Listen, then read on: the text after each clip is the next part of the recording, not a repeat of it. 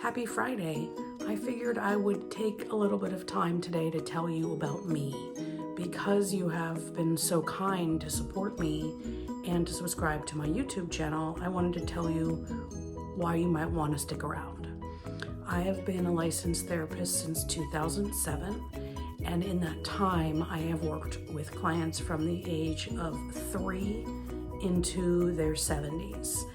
And I have worked with populations from an outpatient drug and alcohol clinic to a junior college. And in that time, I cannot tell you how much attachment work has helped my clients. Now, what I mean by that is the ones who really were able to work on their early attachments made huge progress. Now, that said, at that time, I didn't know that. I didn't realize we were focusing on attachment. Yet now that I have the language, I realize that's what I was doing. So, as some of you might know, because of my own personal journey, I dove into attachment work. I wanted to understand myself, and the book Attached literally changed my life. I know people might say that, but I can't even tell you how it changed how I saw the world. Instead of seeing things outside of myself, I got to understand that if I made some pretty simple, I know that sounds crazy, but simple changes, it would make a difference.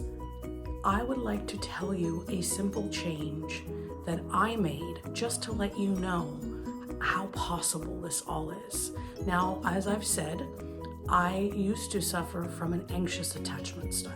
So for those of you listening who don't know what that means somebody who longs so much for connection, they often lose themselves.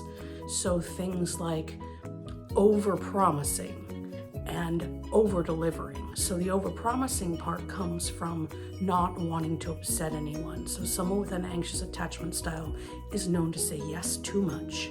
Now, over-delivering, a person with an anxious attachment style will tend to give and give and give and then resent.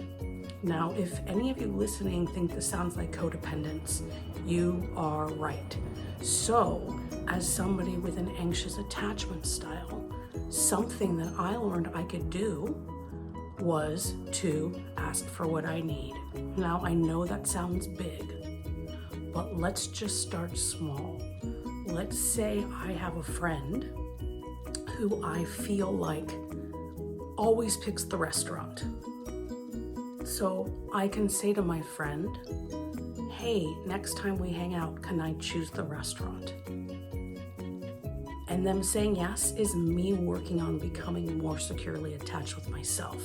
Because what I'm saying is my needs are more important than pleasing someone else.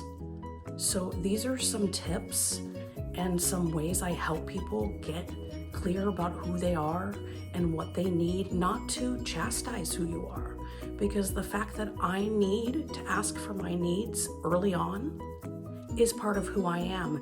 And when I do that, I have secure attachments, whether that's with my friends, my colleagues, my partner, my family. So just know, change is extremely possible. We just can't always do it alone. I hope you have a wonderful weekend.